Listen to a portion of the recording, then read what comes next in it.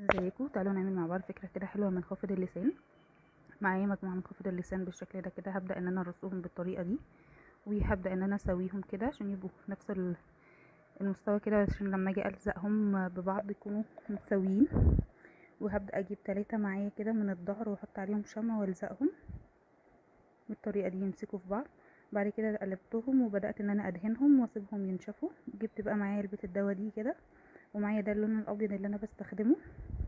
هبدأ ان انا الون بيه العلبة كلها واسيبها تنشف. طبعا هنا بعد خفض اللسان ما نشف والعلبتين دول نشفوا، انا بعد ما اللون الابيض نشف نقطتها كده بنقط كده من اللون الموف ولزقتهم بالطريقة دي. هبدأ احط كده فيهم ورق الشجر بالشكل ده بالطريقة دي كده، وعملت لهم تعليقة من ورا، ويبقى ده كده شكلهم في النهاية بعد ما علقتها. يا رب الفكرة تعجبكم، متنسوش الدعم بتاعكم.